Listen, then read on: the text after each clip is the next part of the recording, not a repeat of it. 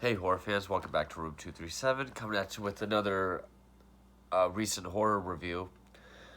And this one is from 2019, and it is the highly acclaimed Midsommar.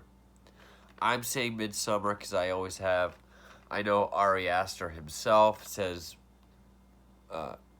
Midsommar. I'm saying Midsommar because I don't care. Yeah, this is the second film by Ari Aster, the follow up to his 2018 similarly acclaimed Hereditary, which I have reviewed, and it got a ton of praise and acclaim across the board. Again, like Hereditary, and it's not the only thing similar to Hereditary. A lot of things are. This is one of those movies where, yeah, it's another one of those pretentious horror films, like Hereditary, like The Lighthouse, like The Witch. You know, intellectual, pretentious horror films. It's very allegorical in story. Also, if one of those movies where in the world of the internet, where if you dislike it, you're a troll, or you didn't get it, or if you do like it, then you're a sheep who doesn't, like anything good. You're damned either way, so I'm just going to be honest, like always. This movie, I was rather underwhelmed for the most part. I could say that alright, I gotta find the guy's name.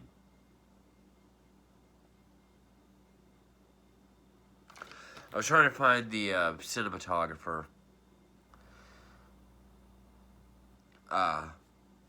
Powell Pogorzelski. Probably pronounced that wrong. Like Hereditary, it's a great looking film. It's well shot, well directed. It looks great. That's the most praise I can give it. The concept is interesting. I mean, a group of American college students going to Sweden. One member of the group is actually from this little commune. They go to Sweden to partake in this huge ritualistic ceremony that occurs only once every 90 years. And they find themselves thrown into the clutches of a pagan cult. Also, I don't know if Sweden is actually like this, but I guess there's a period. If it's real, I guess there's a period in Sweden where it's just daylight 24/7, or if it's just part of the story. I haven't heard that. I know Alaska's like that. And that's what. So the story is kind of reminiscent of movies like, say, The Wicker Man, the one from the '70s, not the Nicolas Cage one with the bees. People going to this foreign place, thinking they're welcome and to be festive or whatever, and they find themselves being victims of something horrific. One thing I haven't really seen though is a horror movie that this is this well lit. I mean, constantly, not only just daytime, but bright and sunny outside. Everyone wears white. Uh, very, very green grass, very white and yellow colored buildings, flowers everywhere. That is also an interesting idea, especially where horror has mostly been very dark. Even if you look at even in recent films, you have ones like The Witch or The Lighthouse is black and white, but which that's another thing. Ari Aster, second film since 2018, both of which highly acclaimed, very well received. As is Robert Eggers, who in 2019 had his sophomore film, The Lighthouse, released. Very well received, received lots of praise, much like his first film, 2016, The Witch. Both are considered pretentious horror films or pretentious films. I am a much bigger fan of Robert Eggers than, say, Ari Aster. Even though Eggers has a lot of similarities between his two films, take place late 1800s, like 1890s, New England, very appropriate to period speech and accents. Slow burns with some weird stuff happening and building up as it goes on. I'm just more into his films than Ari Aster's because tonally and plot device wise, it is a lot like Hereditary, where, grief, tragedy, grief, suffering, emotional need, and not really being that reciprocated. Like Hereditary in this, it is very heavy-handed. It opens up. Our lead girl is Danny, who is played by Florence Pugh. Don't know which one. It opens up with her sister having a breakdown. She commits suicide in her house with carbon monoxide, thus also killing her parents. So, very heavy opening, very heavy stuff for the main character to get us to feel for her.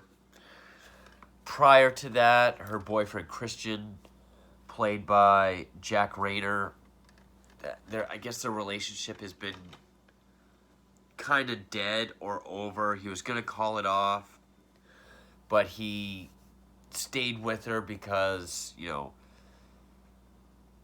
the movie really tries to make her boyfriend Christian to be a bad guy. It really wants to get across this, I don't really want to say female empowerment because that's going to make me sound, I'm going to get a bunch of comments I don't need. But really trying to make him out to be the bad guy. Like, yes, your family died, but the whole movie is, look at how much emotional help and attention I need and how unavailable he is. He's, it's almost like it was written by a really smart, 16-year-old girl. It does everything short of calling him, you're an asshole. You are a dickhead. Does everything, it doesn't stoop that low. A year later, his friends are invited to Sweden. A member of their group, Wilhelm Blomgren, is from Sweden. He's from this commune. He invites them along for the ceremony that occurs every 90 years. He wasn't going to invite her, but, it falls on her birthday. He feels bad, so he invites her, thinking she'll say no, but at least he can say he tried. She says yes. And that's the thing. It fails on trying to make him the asshole, because the whole movie, he's fucking trying with her. And, obviously, the suicide and accidental death and the same tragedy of her whole family is tragic. I'm not expecting one to get over that, especially in a year, but maybe it's just a flaw in the writing of the character. it doesn't seem like she's trying to help herself very much. It doesn't hint at therapy or counseling or grief counseling. She doesn't really seem to see emotional support as a two-way street. It's more so, give me all you can have, or give me all you can give, and then, thank you. He still wants, you can tell he still wants to break up with her, but he cares. Like, I think that's the thing a lot of, I'll say it, guy boyfriends don't get credit for is effort or caring. He cares enough about her emotional state and well-being to try. Even his friends are like, dude, you've done all you can. She's not budging. She's not, kind of unhelpable. Just break up with her. Just make it the best you can. He doesn't want to do that. They get to Sweden. First thing they do is take a bunch of shrooms. Even then, Danny says, I want to, get my bearings first, see where I am. And he's like, okay, I'll wait for you then. That's fine. I don't mind. And she's like, no, go do with your friends. And even his friends are like, dude, we can't do that. Like, we won't peak at the same time. And like a boyfriend, he says, well, then do you want to wait for us?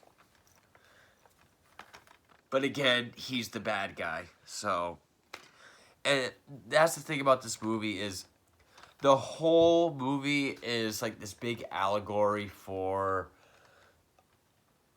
ending and getting out of a bad relationship. Some people will probably call this emotionally abusive. I find that bullshit because he's trying the whole movie.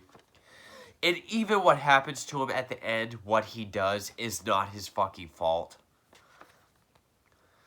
But anyway, the other friends, the reason why they got invited and why they're there is because they're anthropology students. Josh is played by William Jackson Harper, and Mark is Willpoulter, the kid from We're the Millers. And of course, he's the comic relief. He's the one that's just, hey, let's just do drugs. Hey, look at all these hot girls, man. He's that kind of comic relief.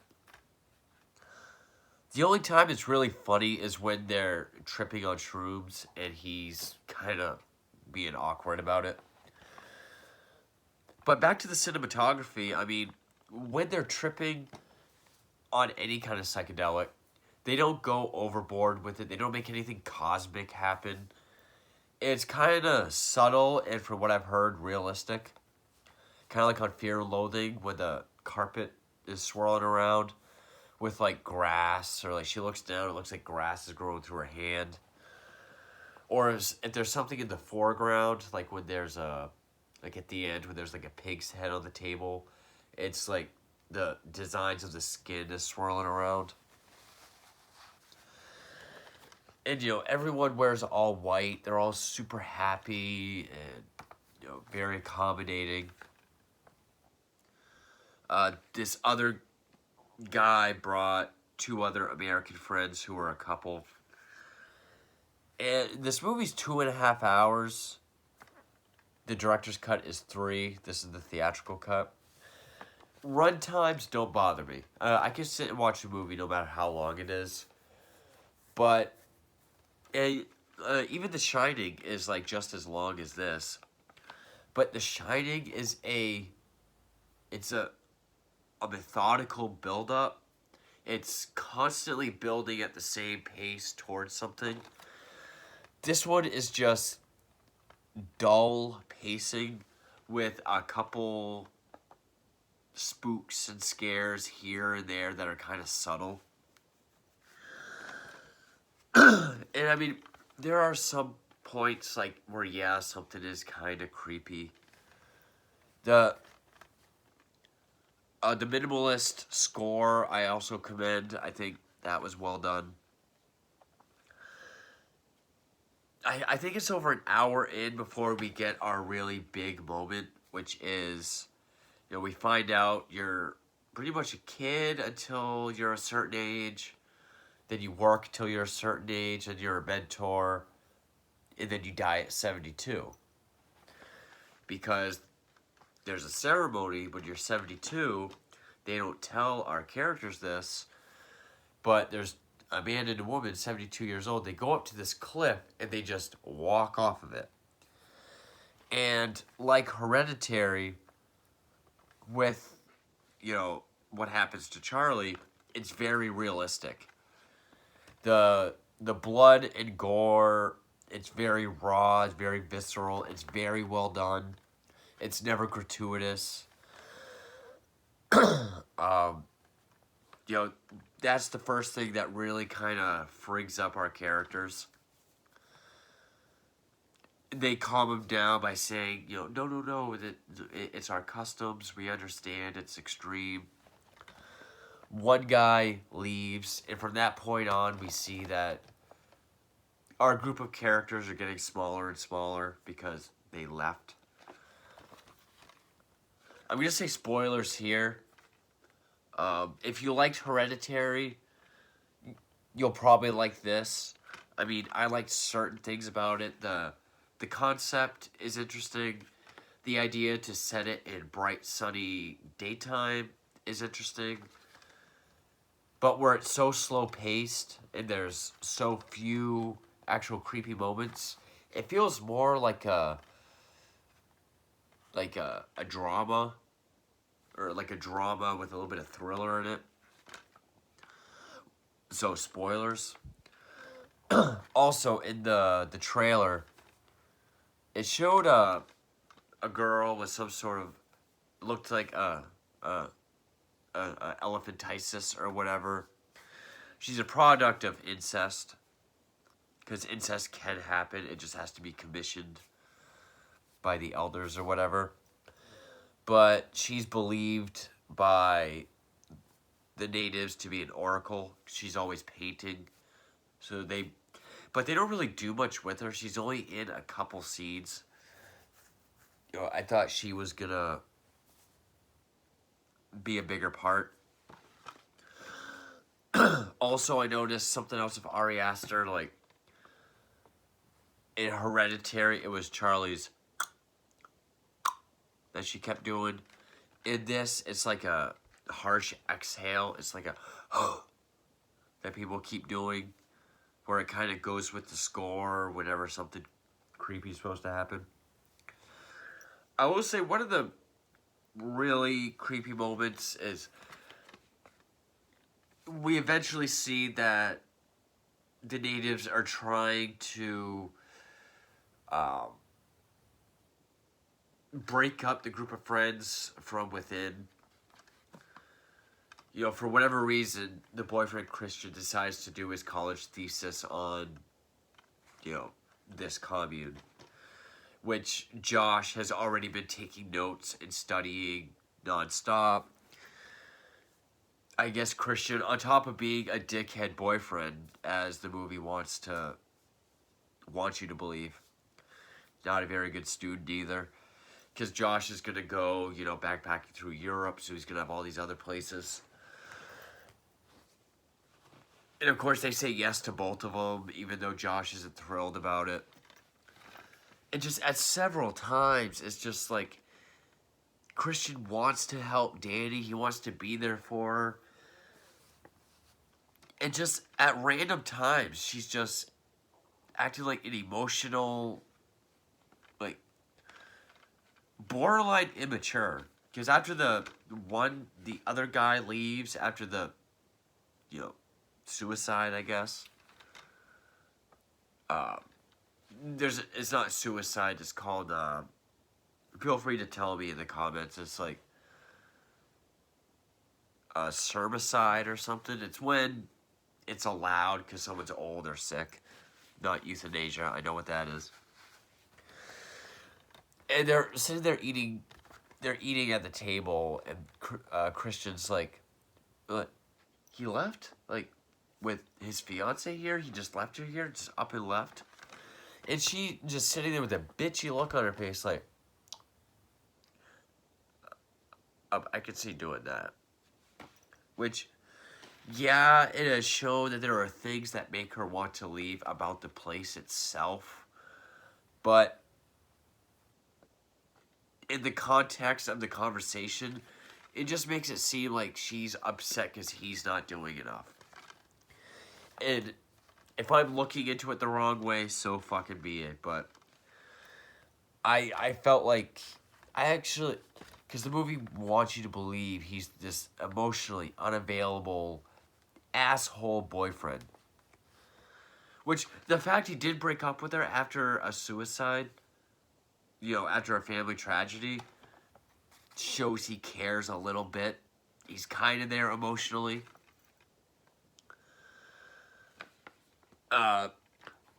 Josh is doing research, and he's in this one room learning about some of the stuff on the walls. He asked if he could take a picture, and someone's like, "I'm sorry, that's forbidden." He's like, "Oh, okay, cool." At night, he sneaks in there to take pictures.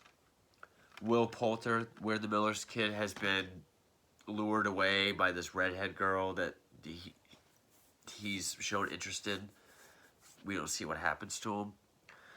But while Josh is taking these pictures he's not supposed to be taking, someone walks in, and we see, because it's dark, his eyes aren't adjusted, we see it's Will Poulter's face and legs. I don't know if that was his dick or not, or if it was the actual person's dick hanging out, but, so yeah, that guy's dead. Because he said he had to go piss, so he runs off to the tree line and pisses on this dead tree that's laying down. No one, the guy, he said he had to piss, didn't see him running in that direction and say, "Hey, stay away from that tree." So he pisses on this ancestral tree in front of the whole tribe. They all get pissed. Couple other things I meant to mention in the beginning. Like, in the beginning, there's some cool stuff with the camera. Like, Danny, when she's having one of her 1,000 crying breakdowns, it shows her walking towards the door, I think in their college dorm, and the camera kind of does this, like, panning up and looking down at her. So that when she walks, we see her above walk through a door, and it comes down when she is through the door, but when she shuts it, she's actually in the bathroom of the airplane. So that was a cool transition. Then when they're driving, it's like this camera is like looking straight ahead at the car, and then it goes up to like this bird's eye view. It does like a complete 180, so it's like looking at the car upside down. So on top of the movie just looking good, the movie looks really good. Beautiful cinematography, cool stuff with the camera, neat shots. So we're working up to the end, and Danny, for literally like the last half of the film, and you'll see in the thumbnail, that's why I'm doing that, the actress, Florence Pugh, is literally just like this downward, like this overly exaggerated, like, frown.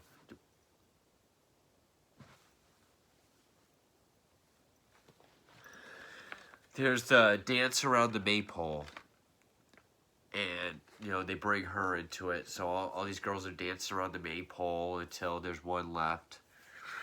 And I guess it's supposed to be an allegory for going in circles in a bad relationship, and your ups and downs and lefts and rights, and you're just going in circles. It's a bad relationship because because only you're unhappy and not giving anything forth. Oh yeah. earlier when they meet the other couple that the other guy brought, they ask them how long they've been together. And he says, 3 years? And then Danny corrects him, was like, 4 years and 2 weeks. So, right there, in the whole 2.5-hour movie, that little thing justifies everything of Christian being a fucking bad boyfriend. And the end. She wins the maypole dance. She's crowned the queen of the festival. And that's when Christian is given this little drink of this psychedelic drug that freaks him out. He's having a panic attack. He tries to go somewhere to cool off, and he's taken by some of these natives to this room where it's either the sister of the friend or the daughter of someone else. I think it's the same redhead that took Where the Millers. She's laying there naked. And they literally undress him and literally position him and coerce him into having sex with her. Infidelity is wrong, yes, but he is tripping out of his mind. He's literally walked to this place and made to do it. Like, we're shown he has no idea what he's doing, but that doesn't matter. If it was her doing it, it would be like, it's not her fault. But, so then, after the feast, where she's the queen, they walk her to the same building where she sees it. She has another breakdown, and then that's where the ending of the film is, since she's queen, because there's this sacred building that no one can go in, where they need 9 sacrifices to their gods or whatever. And they have so many, they have the bodies of the ones that have been killed so far. One of which got a blood eagle, which I'm a big fan of the show Vikings, but I was kind of half bored watching it. That when the person stumbles in the room and they see the person sort of suspended like Chris Angel, and the camera pans back and we see the lungs still pumping on top, and they're in Sweden, it did click that it's Vikings or a blood eagle. There's people that volunteer, then they have the other bodies, and then Danny has to make a choice between Christian and this other person. And of course she's sitting there, tears swelling up. She chooses Christian, who at this point was given another drug that, it was Christian that found the blood eagle, and he gets this shit blown in his face. That makes it so he's awake and aware, but he's paralyzed. He can't move and he can't speak. So she doesn't realize that this whole thing's been plotted, been plotted.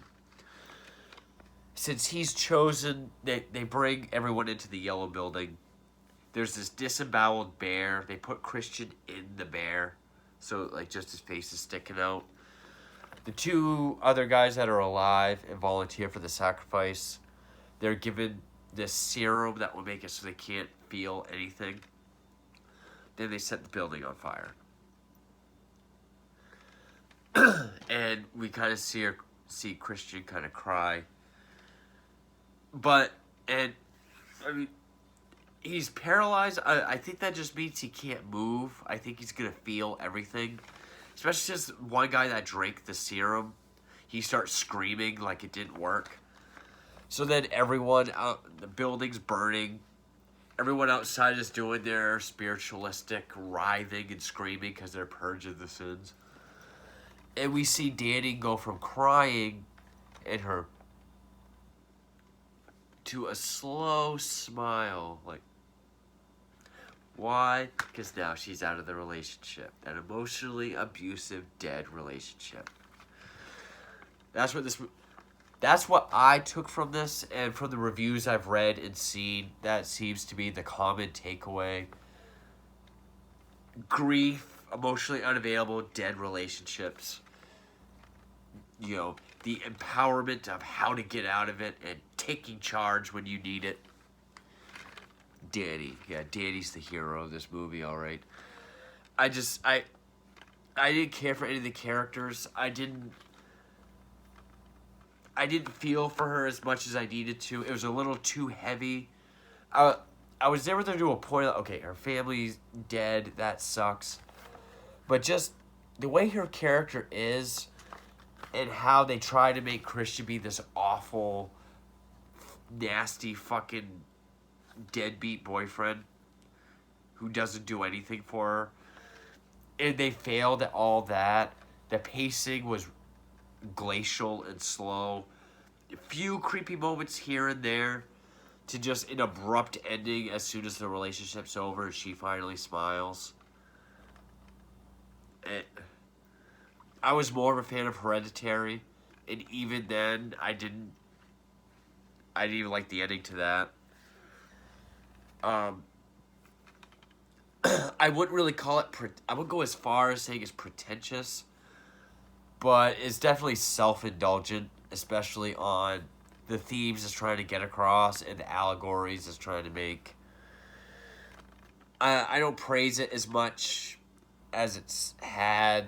The cinematography is great, but yeah, I don't see it as the horror masterpiece of 2019. I would give that to The Lighthouse. This is over a half hour long. There's more I want to say, but if this video cuts out and I have to do it again, I'm going to be pissed. But yeah, I disagreed with a lot of the stuff in this. Looked great. Didn't care for much of the characters. The creepy stuff was kind of creepy. It was a good concept, just not, no pun intended, executed very well. Yes, I understood the movie, for those people that want to say I didn't get it. But anyway, that is 2019's crowned horror film, Midsommar. Thank you for watching.